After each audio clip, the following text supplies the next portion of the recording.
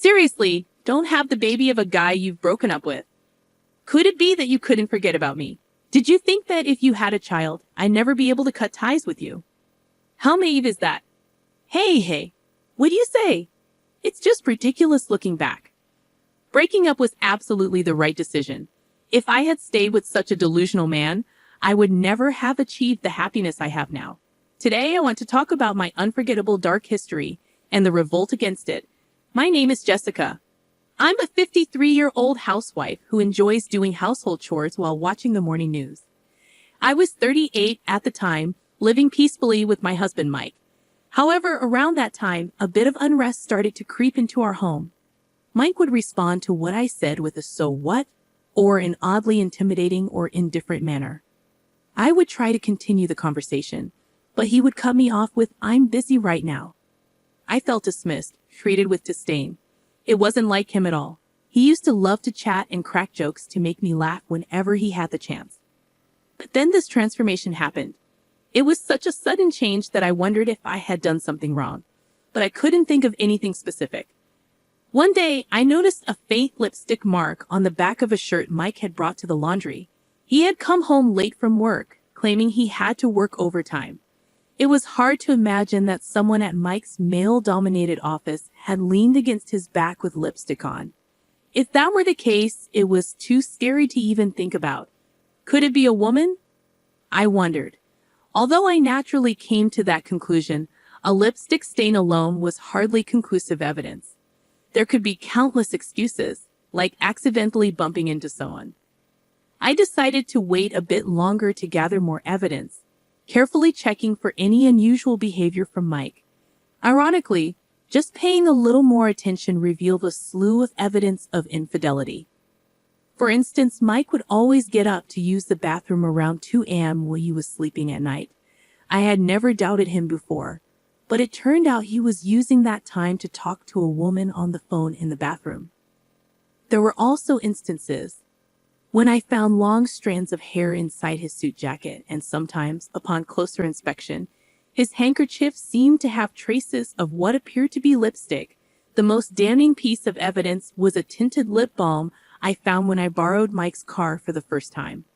After a while, it would be another story if Mike was known to use colored lip balm, but this seemed like the most indisputable evidence I had found. After 10 years of marriage, the frustration of having Mike taken by someone new, along with the loneliness of not wanting to be alone, and the resurgence of my affection for Mike were overwhelming. Is there really no chance of starting over? Isn't there something I can do to make him look my way again? Isn't there a way to rekindle what has cooled off? Just as I was pondering these thoughts, the reality of my pregnancy became clear. Needless to say, I thought pregnancy at this timing was a gift from God. We don't have children, and the monotony in our relationship might have been the cause of Mike's affair. Maybe this pregnancy could be the chance for him to change. Holding on to that hope, I brought up the pregnancy to Mike. But then, what the heck? Give me a break. This is such a hassle, let's just break up. I couldn't believe my ears. Well, looking back, I think my judgment and expectations were too naive. The likelihood of a man who's cheating coming back is extremely rare. Life isn't like a TV drama where things just work out smoothly. But back then, I truly believed that since we married out of love, we could surely find our way back to each other. Is that really how you're going to say it? It's your child too. Even for the child, it would be better off for a dad like me not to be around. You've realized it too, right? Seeing Mike's smirking face made my heart skip a beat. That I'm having an affair, pretending not to know about Mike's affair, and hoping the pregnancy would magically fix everything, it felt like I was being pushed off a cliff at that time. I thought if the affair was brought to light, things would get tense, and Mike would never come back. But that was a misjudgment too. I wanted you to find out and did so much to let you, but you never said a word. I was at my wit's end, waiting for you to say, "This is unthinkable. Let's get a divorce." You really made me go through a lot of trouble. You're kidding, right? I wouldn't bother with such a hassle if it were a lie. I have a cute 24-year-old girlfriend now. A 38-year-old about to get fat from pregnancy. I have no use for you anymore. Here, take this as alimony or whatever, just agree on a divorce, he said. After that, I cried for 3 days and nights. Eventually, when Mike stopped coming home, I found the resolve to divorce. 5 years have passed since then. I was afraid of growing old and being single, but fortunately, I remarried my childhood friend Steve, also a divorcee, and we live modestly with our child, Chloe. Steve had been cheated on by his wife too, a fellow survivor of a messy divorce. Being comrades who share the same pain made life with him very comfortable. On our anniversary, he would book a fancy restaurant every year, and for my birthday, he would get me something slightly expensive. I felt cherished. I hoped these days would continue forever. As we celebrated another anniversary this year, it was supposed to be a delightful dinner at our usual upscale restaurant. Wow, Jessica, is that you? The person who gasped upon seeing my face was Mike. What? Why are you here? I couldn't hide my disgust. What a tragedy. I had accidentally run into Mike coming out of the restroom. What? I'm here for a business dinner. Unlike you, I'm busy. Mike glanced over my shoulder and approached briskly. Wow, so you had the child, huh? The one you were pregnant with when we split. That's gross. Saying that, Mike grabbed the child's hand, looked closely, and began to say outrageous things. Seriously, don't have the child of a guy you've broken up with. Oh, could it be that you couldn't forget about me, thinking that if you had a child, I'd never be able to cut ties with you? How naive is that? Hey, what do you say? Mike, grinning, seemed to be having a great time, spinning the child around by the hand. The child's face twisted in distress, and he started crying out loud. Daddy, Mommy, help! Some stranger is taking me. There, I'm your daddy, and your mommy's right over there. You're just like her. A stupid child. Just when Mike blurted out those words, suddenly, a man towering over, taller than 6 feet, appeared from behind and forcefully grabbed Mike's arm. Excuse me, but that boy is mine. You know that. Mike's bewildered expression almost made me burst out laughing. Huh, is this guy your new husband, Jessica? I didn't answer Mike's question. I'm not sure what you've been saying, but surely you don't think you can make someone's child cry and get away with it, do you? The tall man said, glaring at Mike. A glimpse of a tattoo peeked out from his arm, and noticing it, Mike instantly turned pale. Wait, Hey, Jessica, tell your husband to stop. Excuse me, that woman is not my wife. What? Confused again, Mike glanced back and forth between me, the man, and the screaming child. What? Then who is this child? Before he knew it, Mike's arms were bound by the man. This man is a lunatic repeating nonsense. Someone call the staff. There's a man here harming a child. The man's outcries stirred the restaurant. What a day this turned out to be on such an important anniversary. With a smirk, I thought to myself, it turned out to be quite a memorable day, although unexpectedly. Waiter, over here. I saw this man forcibly grabbing a child's arm. My words left Mike gaping in shock. Wait, Jessica, what? What's going on?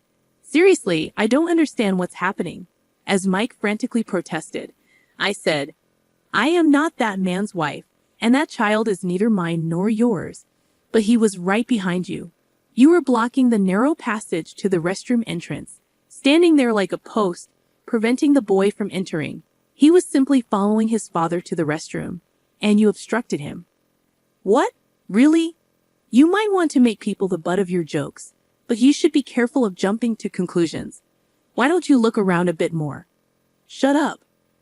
I don't need to be lectured by you. Indeed, my valuable words probably wouldn't reach a suspicious person like you. I'm not a suspicious person. Well, any man who approaches an unknown child, grabs their arm, and then uses baby talk like, I'm your daddy is undoubtedly suspicious, no matter how you look at it. But that was. And then you tell the woman in front of you, oh, mommy is right there, isn't she? Are you still under the impression that we're married? As I said this with a smirk, Mike turned red with anger and shouted, Don't mess with me. But the louder Mike's voice, the tighter the grip of the man holding him. Ow! Hey man, back off. I'm innocent. It's undeniable that you made my dear son cry. isn't it? But that was a misunderstanding, I quickly interjected. It's a fact that you misunderstood and assaulted someone else's son on your own accord. Then Mike glared at me and said, "You jerk."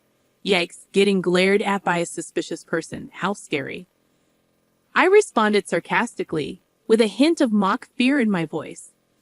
This seemed to irritate Mike even more, and he began to struggle wildly against the man restraining him. "Thinking you and I are still a couple, huh? Or could it be you haven't forgotten about me?" I taunted him with the same accusation he had thrown at me earlier. Predictably, Mike got angry, and sensing the danger, the tall man quickly pinned him to the floor. "If you thought you could escape from me, you're sorely mistaken." While the man might have meant it lightly, the tattoo visible on his arm made the threat seem all too real. "Come on, Jessica, tell them it's a misunderstanding," Mike pleaded. "Dragging someone else's child by the hand isn't just a misunderstanding," I retorted. "I thought he was my child," Mike said, his voice breaking like a child's, which made me burst out laughing. "You claim him as your child without even acknowledging or paying child support. What did we ever discuss about acknowledgement or child support after our divorce?" "Well, no, but you knew I had no intention of acknowledging, which is why you never contacted me, right? Idiot. I wouldn't just let it go. If I had a child, I'd make sure you acknowledged and paid up one way or another. Then why that time the pregnancy test was wrong? I went to the gynecologist, and it turned out I wasn't pregnant, which solidified my decision to divorce.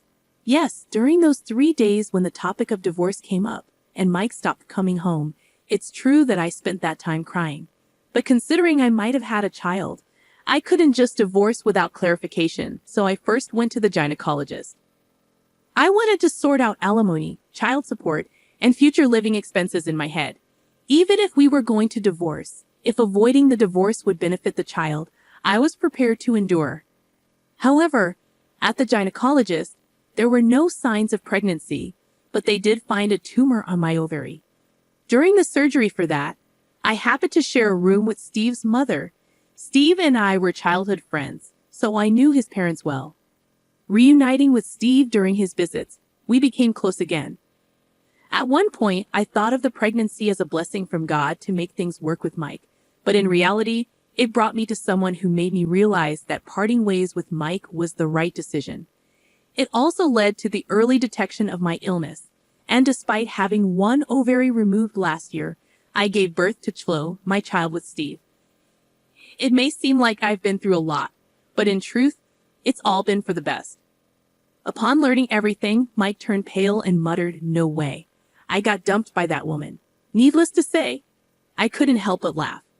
Well, it's no surprise a young woman wouldn't want to be with an aging man like him. At that moment, a police officer appeared. It seems someone from the restaurant had called them. Mike received a stern warning from the police, and it seems the misunderstanding was cleared up. He apologized profusely to the child's family, which prevented the situation from escalating. The scolding from the police seemed to have hit him hard. He even came to apologize to me. Since Mike doesn't know where I live now, he actually went to my parents' house to express his apologies to my mother. He admitted that the way we parted was the worst and that he was wrong. Aging, having been abandoned by his affair partner, and finding himself increasingly isolated, the recent incident seemed to have broken him, leaving him to feel the loneliness of having no one to comfort him.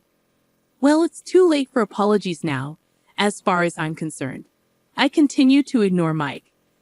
Honestly, if we hadn't met there, I probably would have gradually forgotten about him altogether. By the way, Steve noticed I hadn't returned to our table for a while and came to the restroom to check on me. However, he decided to watch from the shadows, thinking this might be Jessica's first and last chance to get back at Mike. Of course, I was ready to jump in if anything happened, but that guy restraining Mike was just too strong. That guy apparently used to live in Mexico and was the captain of a football team there, I mentioned. No wonder he's strong, I guess. I had no role to play there. I was seriously scared. Thought he was from some dangerous profession or something, he said with a laugh, and I couldn't help but laugh along with him. Normally, one might say something like, not very manly of you. But Steve doesn't have to deal with Mike, and I believe it was a problem I needed to resolve myself. I acknowledged that I lacked strength during the divorce. In the end, I simply went along with the divorce as Mike wished and received a standard amount of alimony from Mike and his affair partner. Reality doesn't always progress like a fairy tale, so getting an exorbitant alimony was out of the question, and I had lost the strength to fight back. But I believe I finally became truly strong by standing up to him with unwavering resolve. In the end, now I can proudly face Steve and Chloe. Coincidentally, this year's anniversary became a new beginning for me, and now with Steve becoming a freelance architect and his income doubling, I quit my part-time job and am enjoying life as a relaxed housewife. When I ask Chloe, who's somewhat in a rebellious phase, to do something, she complains, but when I stay silent, she quietly helps out. This trait of hers is something that only Steve and I see secretly find irresistible. Though Chloe is our only child due to a late pregnancy, our family of 3 and our 2 dogs live a life that's lively, perhaps too much so. Despite never having children with Mike, I was able to conceive and give birth at an older age with Steve, even with just 1 ovary remaining. In a way, I consider this to be fate. As a child, I secretly dreamed of marrying that special someone destined just for me, and who would have thought that dream would come true with a second marriage? Sometimes I allow myself to indulge in such dreamy thoughts. With these reflections, I cherish the ordinary days that come my way, days that are anything but ordinary, filled with love and gratitude.